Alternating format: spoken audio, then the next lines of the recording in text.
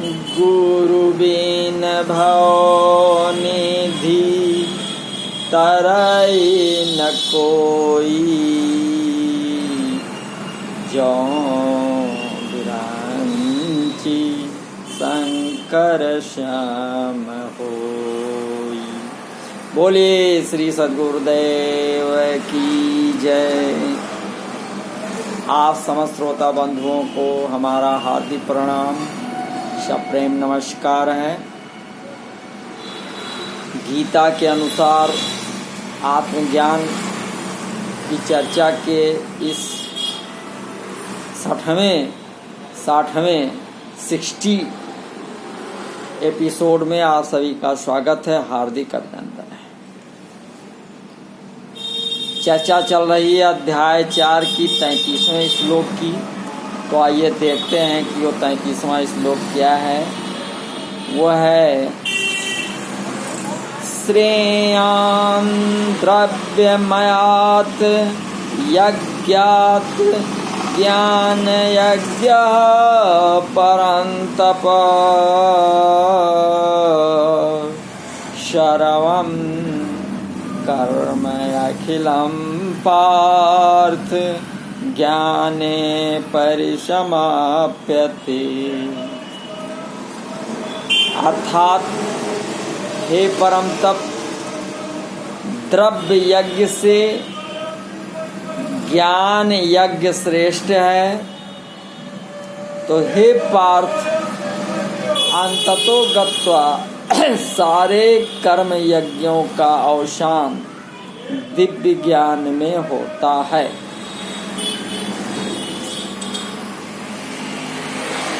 तो जिन यज्ञों में द्रव्यों अर्थात पदार्थों तथा कर्मों की आवश्यकता होती है, वे सब यज्ञ द्रव्यमय होते हैं। द्रव्य शब्द के साथ मय प्रचुरता के अर्थ में है। जैसे मिट्टी की प्रधानता वाला पदार्थ मृण्मय कहलाता, ऐसे ही द्रव्य की प्रधानता वाला यज्ञ द्रव्यमय कहलाता है।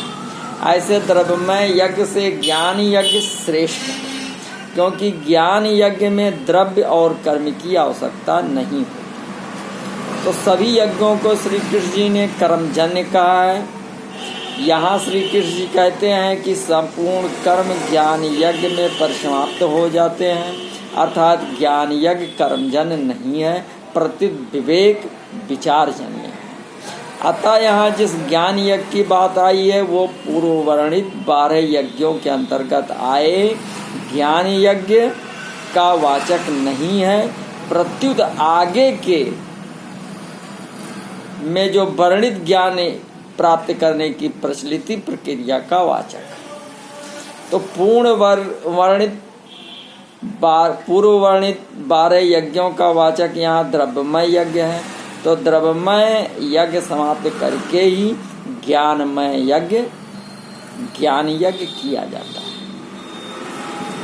अगर सूक्ष्म दृष्टि से देखा जाए तो ज्ञान यज्ञ भी क्रियाजन्य ही है, परंतु इसमें विवेक विचार की प्रधानता रहती है।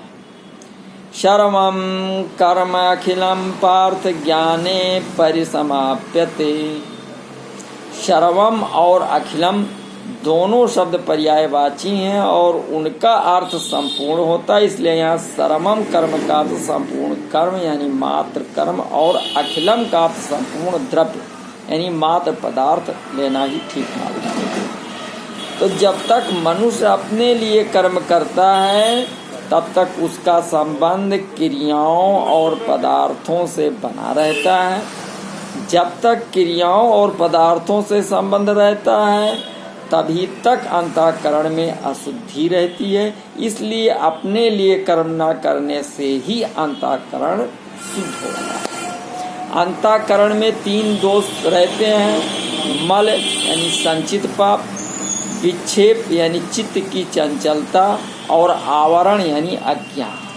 तो अपने लिए कोई भी कर्म न करने से अर्थात संसार मात्र की सेवा के लिए ही कर्म करने से जब साधक के अंतःकरण में स्थित मल और विक्षेप दोनों दोष मिट जाते हैं तब वो ज्ञान प्राप्ति के द्वारा आवरण दोष को मिटाने के लिए कर्मों का स्वरूप से त्याग करके गुरु के पास जाता है, तो उस समय वो कर्मों और पदार्थों से ऊंचा उठ जाता है। यहाँ सद्गुरु की आवश्यकता होती है, अर्थात कर्म और पदार्थ उसके लक्ष्य नहीं रहते, प्रतीत एक चिन्मय तत्व ही उसका लक्ष्य रहता है। यही संपूर्ण कर्मों पदार्थों का तत्व ज्ञान में समाप्त होता है। यहाँ सद्गुरु बिना कोई ज्ञान का दाता। तो ज्ञान प्राप्ति की प्रचलित प्रक्रिया, शास्त्रों के ज्ञान प्राप्ति के 8 अंतरंग साधन कहे गए हैं। पहला है विवेक, दूसरा है वैराग्य, तीसरा है समाधि यानी षट संपत्ति, जिसमें सम, दम, श्रद्धा, उपरति, तितिक्षा और समाधान है। चौथा मुमुक्षुता, पांचवा श्रवण, छठा मनन, सातवां निध्यासन और आठवां तत्व पदार्थ संशोधन। तो इनमें पहला साधन विवेक है। सत और असत को अलग अलग जानना विवेक कहलाता है। सत असत को अलग अलग जानकर असत का त्याग करना तथा संसार से विमुख होना वैराग्य है। तो इसके बाद समाधि षट संपत्ति होती है। मन को इंद्रियों के विषयों से हटाना सम है, इंद्रियों को विषयों से हटाना दम है। ईश्वर शास्त्र आदि पर पूज्य भाव पूर्वक प्रत्यक्ष से भी अधिक विश्वास करना श्रद्धा है। वृत्तियों का संसार की ओर से हट जाना उपरति है। सर्दी गर्मी आदि द्वंद्वों को सहना, उनकी उपेक्षा करना ये तितिक्षा है। अंतःकरण में शंकाओं का ना रहना ये समाधान है। इसके बाद चौथा साधन है मुमुक्षुता, यानी संसार से छूटने की इच्छा मुमुक्षुता है। तो मुमुक्षुता जागृत होने के बाद साधक पदार्थों और कर्मों का स्वरूप से त्याग करके श्रोतीय और ब्रह्मनिष्ठ सद्गुरु के पास जाता है। सद्गुरु के पास निवास करते हुए सद्गुरु के वाक्यों को सुनकर, शास्त्रों को सुनकर तात्पर्य का निर्णय करना तथा उसे धारण करना ये श्रवण है। और श्रवण से प्रमाणगत संशय दूर होता है। तो परमात्म तत्व का युक्ति प्रयुक्तियों से चिंतन करना मनन है। और मनन से प्रमेयगत संशय दूर होता है। तो संसार की सत्ता को मानना और परमात्म तत्व की सत्ता को ना मानना विपरीत भावना कहलाती है। विपरीत भावना को हटाना निध्यासन है। प्राकृत पदार्थ मात्र से संबंध विच्छेद हो जाए और केवल एक चिन्मय तत्व शेष रह जाए तो ये तत्व पदार्थ संशोधन है। तो इसे ही तत्व साक्षात्कार कहते हैं। जो सांसारिक भोग और संग्रह में लगे हुए हैं, ऐसे मनुष्यों के द्वारा श्रवण होता है शास्त्रों का, मनन होता है विषयों का, निध्यासन होता है रुपयों का और साक्षात्कार होता है दुखों का। तो विचार पूर्वक देखा जाए तो इन सब साधनों का तात्पर्य है असाधन अर्थात असत से संबंध का त्याग। त्याज वस्तु अपने लिए नहीं होती, पर त्याग का परिणाम तत्व साक्षात्कार अपने लिए ही होता है। संपूर्ण भाव यह है कि द्रव्यमय यज्ञ में क्रिया तथा पदार्थ की मुख्यता है, अतः वो करण सापेक्ष है। ज्ञान यज्ञ में विवेक विचार की मुख्यता है, अतः वो करण निरपेक्ष है। इसलिए द्रव्यमय यज्ञ से ज्ञान यज्ञ श्रेष्ठ है। ज्ञान यज्ञ में संपूर्ण क्रियाओं और पदार्थों से संबंध विच्छेद हो जाता है, अर्थात तत्व ज्ञान होने पर कुछ भी करना, जानना और पाना शेष नहीं रहता, क्योंकि एक परमात्म तत्व के सिवाय अन्य सत्ता ही नहीं रहती। तो अर्जुन अपना कल्याण चाहते हैं, अतः कल्याण प्राप्ति के विभिन्न साधनों का यज्ञ रूप से वर्णन करके श्री कृष्ण जी ज्ञान यज्ञ के द्वारा तत्व ज्ञान प्राप्त करने की प्रचलित प्रणाली का वर्णन करते हैं। कृष्ण जी कह रहे हैं कि तत् विधि प्रणिपातेन परिप्रसन्नेन सेवया उपदेच्छन्ति ते ज्ञानम ज्ञानिनः तत्वदर्शिनः। तब सद्गुरु के पास जाकर सत्य को जानने का प्रयास करो, उनसे विनीत करो, जिज्ञासा करो और उनकी सेवा करो। स्वरूप सिद्ध व्यक्ति, तत्वज्ञानी व्यक्ति, सद्गुरु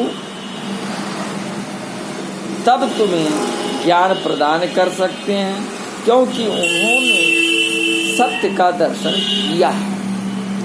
वो सत्यपथगामी, इसलिए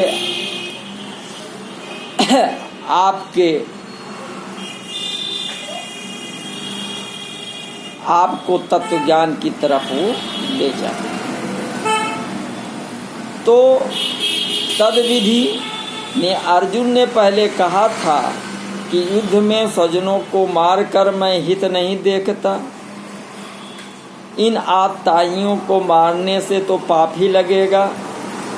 युद्ध करने की अपेक्षा मैं भिक्षा मांगकर जीवन निर्वाह करना श्रेष्ठ समझता हूँ। तो इस तरह अर्जुन युद्ध रूप कर्तव्य कर्म का त्याग करना श्रेष्ठ मानते हैं। परम श्री कृष्ण जी के मतानुसार ज्ञान प्राप्ति के लिए कर्मों का त्याग करना आवश्यक नहीं है। इसीलिए यहाँ भगवान श्री कृष्ण जी ने अर्जुन से मानो ये कह रहे हैं कि अगर तू कर्मों का स्वरूप से त्याग करके ज्ञान प्राप्त करने को ही श्रेष्ठ मानता है, तो तू किसी तत्वदर्शी सद्गुरु ज्ञानी महापुरुष के पास ही जाकर विधि पूर्वक ज्ञान को प्राप्त कर। मैं तुझे ऐसा उपदेश नहीं दूंगा। वास्तव में यहाँ श्री कृष्ण जी का अभिप्राय अर्जुन को ज्ञानी महापुरुष के पास भेजने का नहीं, प्रत्युत उन्हें चेताने का प्रतीत होता है। जैसे कोई महापुरुष किसी को उसके कल्याण की बात कह रहा है, पर श्रद्धा की कमी के कारण सुनने वालों को वो बात नहीं जचती, तो महापुरुष से कह देता है तो किसी दूसरे महापुरुष के जाकर अपने कल्याण का उपाय पूछ। ऐसे ही श्री कृष्ण जी मानो ये कह रहे हैं कि अगर तुझे मेरी बात नहीं जचती तो तू किसी ज्ञानी महापुरुष के पास जाकर प्रचलित प्रणाली से ज्ञान प्राप्त कर। ज्ञान प्राप्त करने की प्रचलित प्रणाली है कर्मों का स्वरूप से त्याग करके जिज्ञासा पूर्वक श्रोति और ब्रह्मनिष्ठ सद्गुरु के पास जाकर विधि पूर्वक ज्ञान प्राप्त करना। आदौ स्ववर्णाश्रम वर्णिता क्रिया कृत्वा समासादित शुद्ध मानसा समाप्य तत्पूर्वम उपात्त साधना समाश्रेयत सद्गुरुम आत्मलब्धये।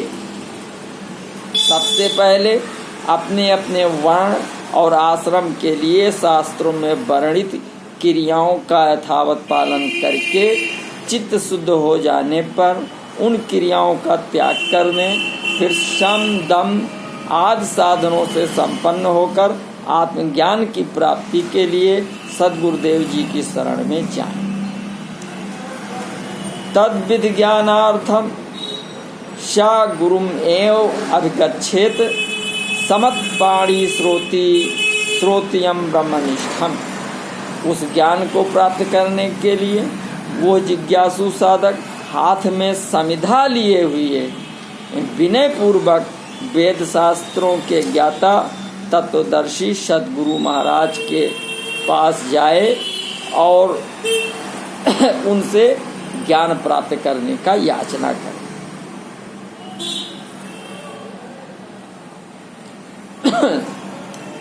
तो आगे चलकर श्री कृष्ण जी ने बताया है कि यही तत्व ज्ञान तुझे अपना कर्तव्य कर्म करते करते यानी कर्मयोग सिद्ध होते ही दूसरे किसी साधन के बिना स्वयं अपने आप में प्राप्त हो जाएगा।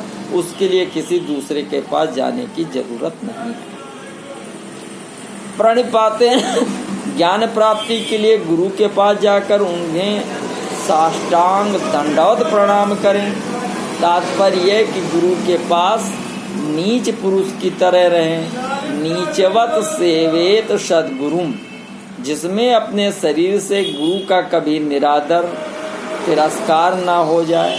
नम्रता, सरलता और जिज्ञासु भाव से उनके पास रहें और उनकी सेवा करें।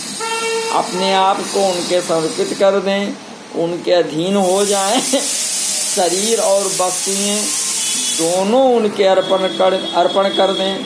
साष्टांग दंडवत प्रणाम से अपना शरीर और सेवा से अपनी वस्तुएं उनको अर्पण कर दें। सेवया, शरीर और वस्तुओं से गुरु की सेवा करें, जिससे वो प्रसन्न हो वैसा काम करें। उनकी प्रसन्नता प्राप्त करनी हो तो अपने आप को सर्वथा उनके अधीन कर दें। उनके मन के संकेत के आज्ञा के अनुकूल काम करें, यही वास्तविक सेवा। तो संत महापुरुष की सबसे बड़ी सेवा है कि उनके सिद्धांतों के अनुसार अपना जीवन बनाना। कारण कि उन्हें सिद्धांत जितना प्रिय होते हैं उतना अपना शरीर प्रिय नहीं होता। तो सिद्धांत की रक्षा के लिए वे अपने शरीर तक का शहर त्याग कर देते हैं। इसलिए सच्चा सेवक उनके सिद्धांतों का दृढ़तापूर्वक पालन करता है। परिप्रश्नेन, केवल परमात्म तत्व को जानने के लिए जिज्ञासु भाव से सरलता और विनम्रता पूर्वक सद्गुरुदेव जी से प्रश्न करें। अपनी विद्वता दिखाने के लिए अथवा उनकी परीक्षा करने के लिए प्रश्न न करें। मैं कौन हूँ, संसार क्या है, बंधन क्या है, मोक्ष क्या है, परम मोक्ष क्या है, परमात्म तत्व क्या है, परम तत्व क्या है, इनका अनुभव कैसे हो सकता है, मेरे साधन में क्या क्या बाधाएं हैं, उन बाधाओं को कैसे दूर किया जाए, तत्व समझ में क्यों नहीं आ रहा है, आदि आदि प्रश्न केवल अपने बोध के लिए जैसे जैसे जिज्ञासा हो वैसे वैसे करें। ज्ञानिनः तत्वदर्शिना, यानी तत्वदर्शिना पद का तात्पर्य है कि उस महापुरुष को परमात्म तत्व का अनुभव हो गया हो, और ज्ञानिना पद का तात्पर्य है कि उन्हें वेदों तथा शास्त्रों का अच्छी तरह से ज्ञान हो। तो ऐसे तत्वदर्शी और ज्ञानी महापुरुष के पास जाकर ही ज्ञान प्राप्त करना चाहिए। तो अंतःकरण की शुद्धि के अनुसार ज्ञान के अधिकारी 3 प्रकार के होते हैं, उत्तम, मध्यम और कनिष्ठ। तो उत्तम अधिकारी को श्रवण मात्र से तत्व ज्ञान हो जाता है। उत्तम अधिकारी वही है जिसमें तत्व प्राप्ति की लगन हो, जिसको तत्व प्राप्ति में भविष्य अच्छा ना लगे, अर्थात जो वर्तमान में ही तत्काल तत्व प्राप्ति करना चाहता हो, वो उत्तम अधिकारी।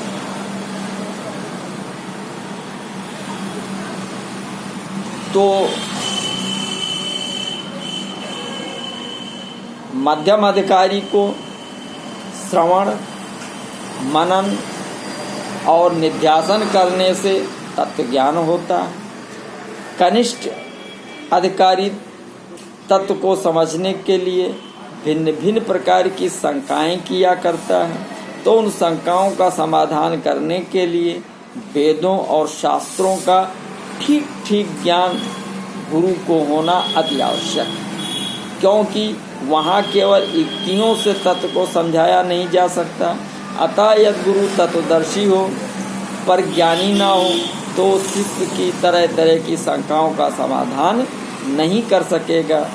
यदि सद्गुरु शास्त्रों का ज्ञाता हो पर तत्वदर्शी ना हो तो उसकी बातें वैसी ठोस नहीं होंगी जिससे श्रोता को ज्ञान हो जाए। तो वो बातें सुना सकता है, पुस्तकें पढ़ा सकता है, पर शिष्य को बोध नहीं करा सकता।